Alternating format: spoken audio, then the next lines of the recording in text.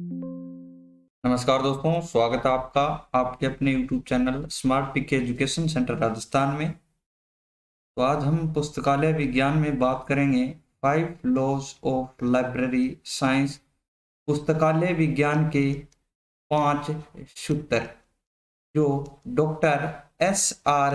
रंगनाथन द्वारा प्रतिपादित है। किसके द्वारा? Doctor S.R. रंगनाथन के द्वारा ये जो पुस्तकालय विज्ञान के 5 सूत्र आपके प्रतिपादित है। और जो पुस्तकालय विज्ञान आज के क्षेत्र में जो जिस पर आधारित है वो ये आपके 5 सूत्र है पुस्तकालय विज्ञान के। और भारत में जो पुस्तकालय विज्ञान का जो विकास है वो केवल और केवल डॉक्टर S.R.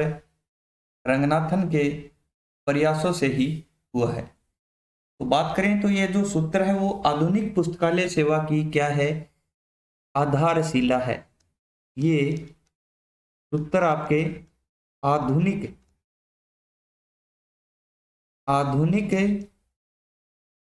पुस्तकालय आधुनिक पुस्तकालय सेवा की क्या है? ये आधारशिला है, स्तंभ है। ये ही क्या है? 5 सूत्रों पर ही सारा पुस्तकालय विज्ञान है वो आधारित है। इन सूत्रों का प्रतिपादन डॉक्टर S.R. रंगनाथन द्वारा, और ये जो इनको तैयार करने की जो रूपरेखा है वो सर्वप्रथम 1928 में क्या है? रूपरेखा तैयार की गई थी इन सूत्रों की डॉक्टर S.R. रंगनाथन के द्वारा। इसके पश्चात उन्होंने जो ये 5 सूत्र है पुस्तकालय विज्ञान के, इनका प्रकाशन किया। और सर्वप्रथम इनका प्रकाशन 1931 में पुस्तकालय विज्ञान के इन 5 सूत्रों का एक पुस्तक के रूप में क्या है? प्रकाशन किया गया था।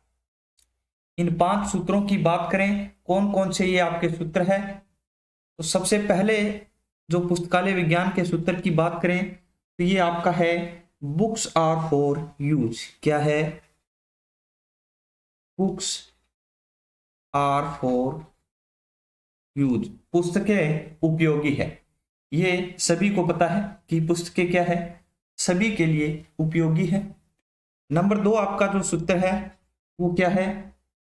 एवरी रीडर हीज हर बुक। एवरी रीडर हीज या हर बुक, प्रत्येक जो पाठक है उसको अपनी जो पुस्तक है वो मिलनी चाहिए। किसको? प्रत्येक जो पाठक है, रीडर है, उसको उसी के अनुसार, इच्छा अनुसार क्या है? पुस्तक है वो मिलनी चाहिए, पाठ्य सामग्री की उपलब्धता होनी चाहिए। ये क्या है? आपका पुस्तकालय विज्ञान का दूसरा नियम है। तीसरे सूत्र की बात करें तो वो आपका है every book it's a reader. इसी के समान है ये दूसरे के। एवरी बुक इट्स रीडर, यानी कि प्रत्येक जो पुस्तक है, पाठ्य सामग्री है, उसको क्या है? अपना जो पाठक है वो मिलना चाहिए। यही पुस्तकालय विज्ञान का क्या है? तीसरा नियम है। चौथे नियम की बात करें तो वो क्या है? Save the time of a reader. Save the time of reader, पाठक का क्या? समय बचाया जाए। और अंतिम जो आपका 5वां सूत्र है वो है library is a growing organism.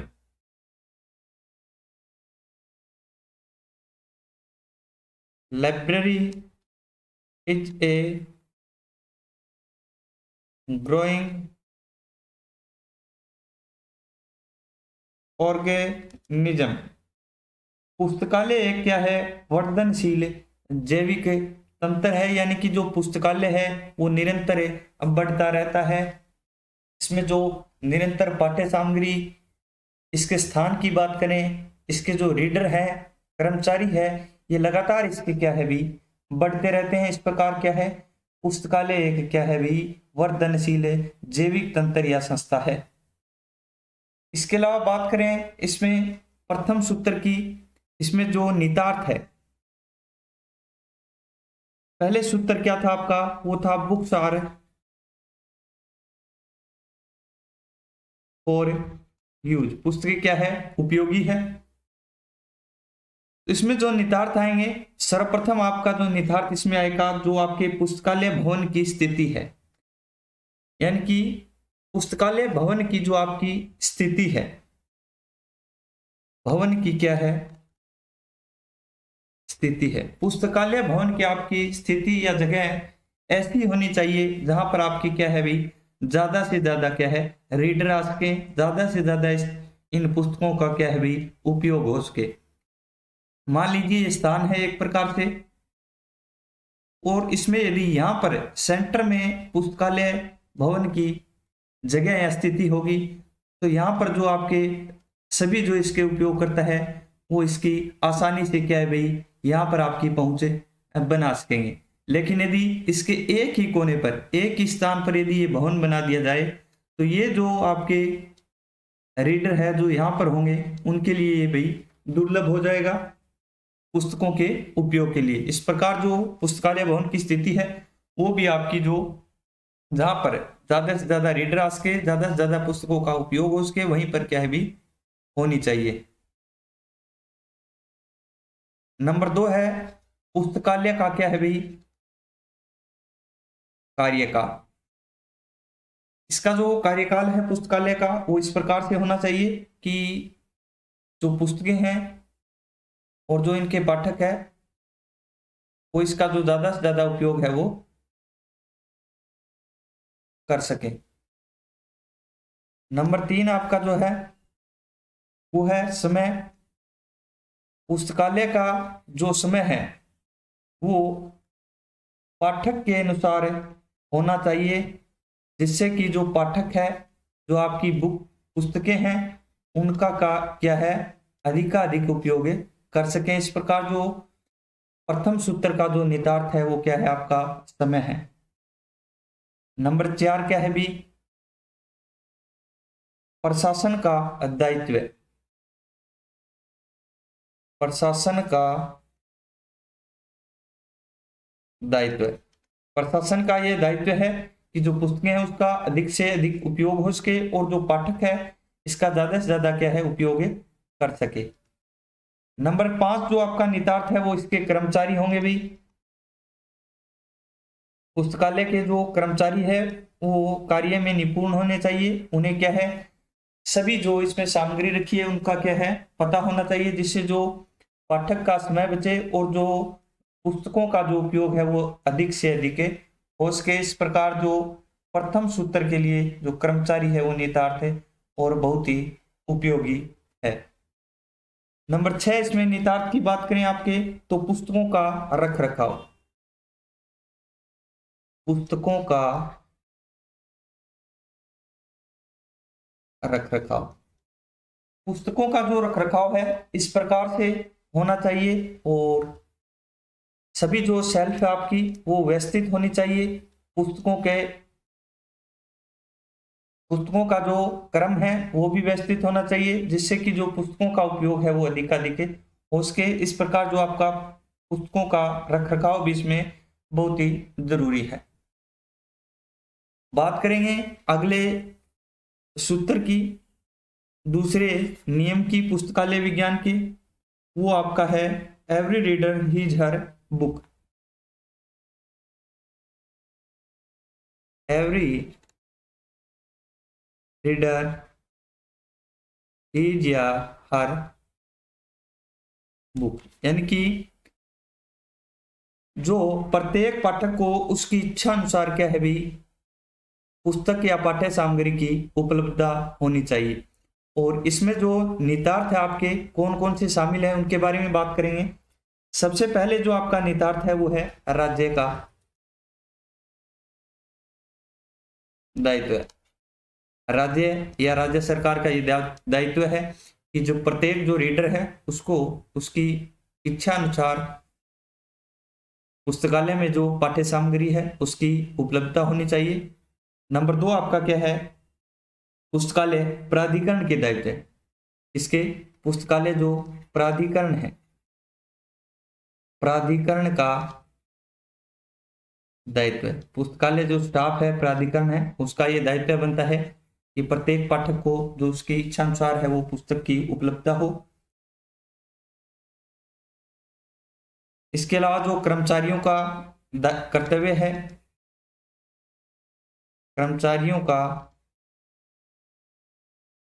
कर्तव्य ये भी इसमें क्या है, सम्मिलित है। नंबर 4 जो आपका हो गया, इसमें अपूपा पद्धति, कौन सी, अपूपा पद्धति, यानी कि जो पुस्तकों का व्यवस्थापन है वो अपूपा पद्धति के अनुसार होना। इसके बाद जो आपका 6 नंबर है वो है अधिनियम पर जोर। अधिनियम पर जोर ये आपका दूसरे सूत्र का क्या है भाई, निहितार्थ है। और नंबर 7 जो है वो है आपका अंधों के लिए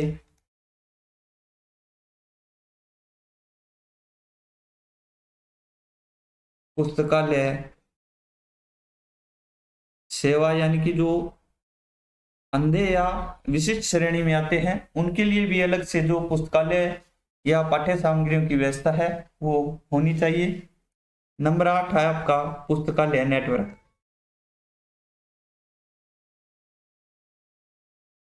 पुस्तकालय नेटवर्क, तो ये आपके जो दूसरे सूत्र के सभी जो निहितार्थ दे जो इसमें आपके क्या थे भी शामिल थे। नंबर तीसरे सूत्र की बात करें तो वो आपका है every book it's reader. Every books it's reader, यानी कि जो प्रत्येक पुस्तक या पाठ्य सामग्री है उसको उसका जो पाठक है वो मिलना चाहिए। और ये व्यवस्था जो पूरे करेंगे वो निहितार्थ की बात करें, इसमें कौन कौन से निहितार्थ इसमें शामिल है, तो सबसे पहले जो बात करेंगे वो है आपकी ओपन एक्सेस सिस्टम।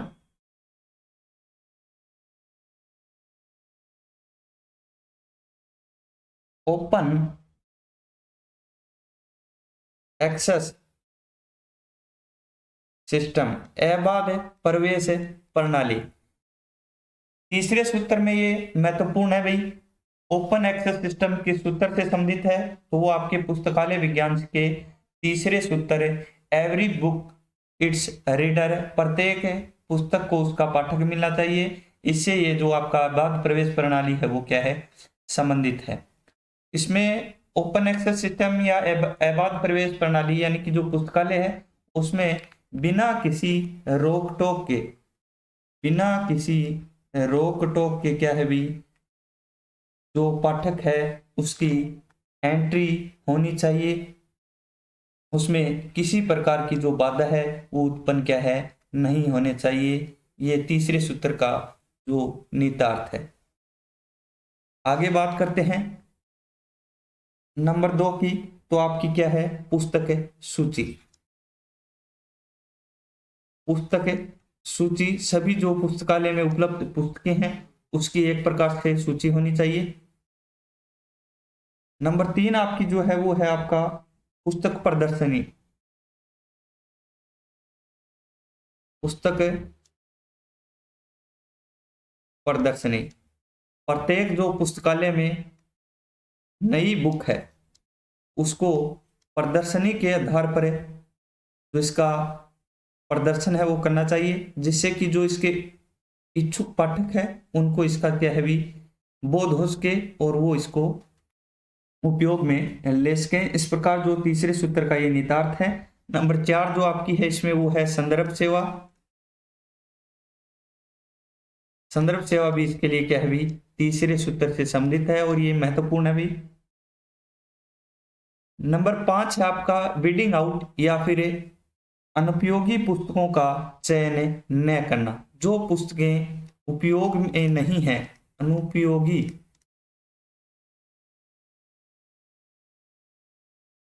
पुस्तकों का चयन नहीं करना। जो पुस्तकें पाठक के लिए उपयोगी ही नहीं है या उसके बहुत ही कम जो पाठक है, बिल्कुल ही नहीं है, तो उसको जो पुस्तकालय से बाहर कर देना चाहिए और उनका चयन है वो न करना चाहिए, जिससे कि जो प्रत्येक बुक है उसको जो अपना पाठक है वो मिलने में आसानी हो। नंबर 6 आपका सूचीकरण। प्रत्येक पुस्तक जो उसकी सूची के अनुसार व्यवस्थित होनी चाहिए। नंबर 7 है आपका वर्गीकरण। उन पुस्तकों का क्या है भी वर्गीकरण होना चाहिए। नंबर 8 है आपका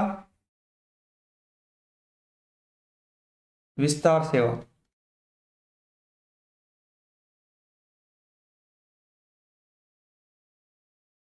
विस्तार सेवा से सभी जो आपके पुस्तकें हैं उनको विभिन्न माध्यमों द्वारा पुस्तक प्रदर्शनी होगी आपकी, अन्य जो आपके विस्तार सेवा के माध्यम है उनके अनुसार सभी जो पाठक है उनसे जो रूबरू इसका करवाना चाहिए। इस प्रकार ये जो तीसरे सूत्र के निहितार्थ थे।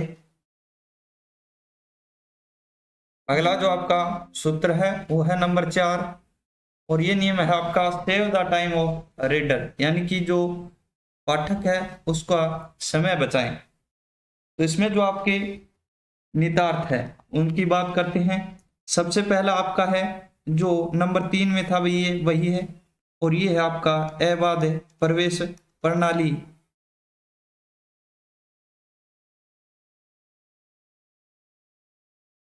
बात करें इसकी तो जब पुस्तकालय में अबाध प्रवेश प्रणाली होगी, बिना किसी रोक टोक के प्रवेश होगा, जो पाठक है उसके समय की क्या होगी भाई बचत होगी। तो इसकी बात करें यदि ये नंबर तीसरे सूत्र में भी आपका ये क्या है ये जो आ गया है, तो यदि ये क्वेश्चन में प्रश्न ये आपका है कि अबाध प्रवेश प्रणाली है किससे संबंधित है, किन सूत्र से संबंधित है, तो ये आपका यदि ऑप्शन में तीसरा सूत्र है तो इसी से ये क्या है संबंधित होगा।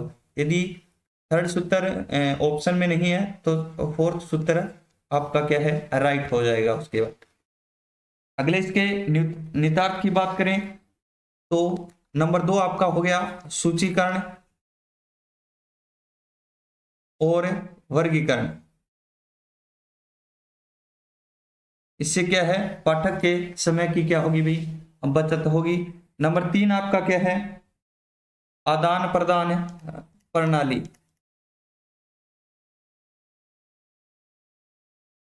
पुस्तकों के जो आदान प्रदान की जो प्रणाली है वो सरल होनी चाहिए, जिससे जो क्या है भी पाठक के समय की क्या की जा सके बचत की जा सके। अगला है आपका संदर्भ सेवा या संदर्भ सेवा। इससे भी क्या है पुस्तकालय के वो पाठक के समय की क्या होगी बचत होगी। इसके अलावा रेफरल रेफरल सेवा।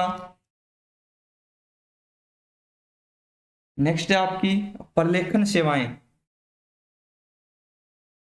प्रलेखन सेवाएं भी आपके जो फोर्थ सूत्र है चौथा नियम है उससे संबंधित है प्रलेखन सेवाएं।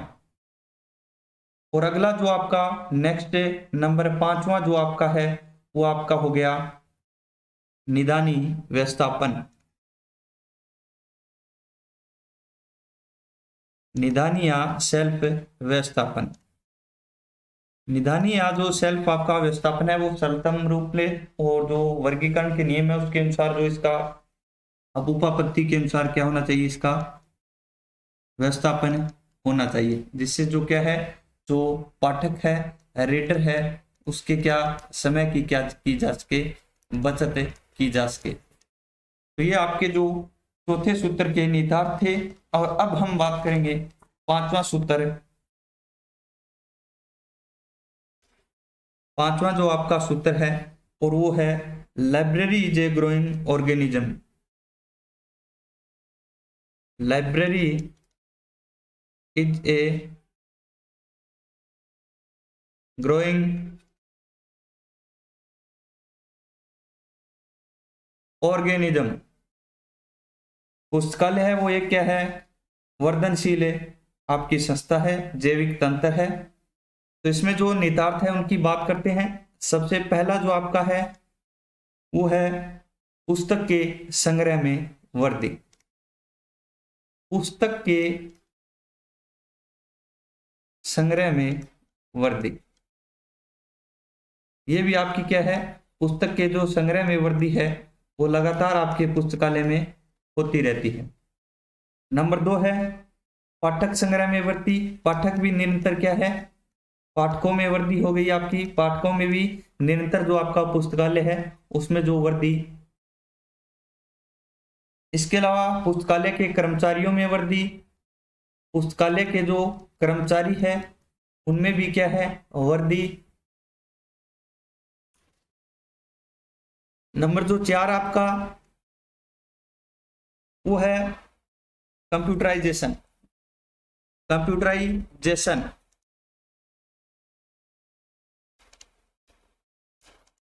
कंप्यूटराइजेशन, और ये आपका जो 5वां सूत्र है उसका निहितार्थ है। नंबर 5 आपका हो गया पुस्तकों की छंटाई, वीडिंग आउट। पुस्तकों की छंटाई यानी कि जो आपके पुस्तकालय में जो पुस्तकें हैं, जो उपयोगी पुस्तकें हैं उनको व्यवस्थापन कर, और जो इसमें जो अनुपयोगी पुस्तकें हैं, अनुपयोगी पुस्तकों को बाहर करें। इन पुस्तकों की जो छंटाई है वो आपके पुस्तकालय विज्ञान के जो 5वां सूत्र है उसके अनुसार की जाती है। यानी कि पुस्तकों की छटाई या वीडिंग आउट आ जाए तो ये आपका 5वां सूत्र हो गया है। इसके अलावा इस 5वें सूत्र से एक और प्रश्न आता है कि जो बाल विकास, ये विकास है वो किससे संबंधित है। तो किसी भी प्रकार का जो इसमें पुस्तकालय संबंधित विकास आ जाए और उसमें जो सूत्र पूछा जाए तो आपका जो 5वां सूत्र होगा बाल एवं वयस्क विकास, तो ये आपका कौन सा हो गया अभी, 5वां सूत्र इसमें संबंधित है। तो आज के लिए बस इतना ही दोस्तों, धन्यवाद।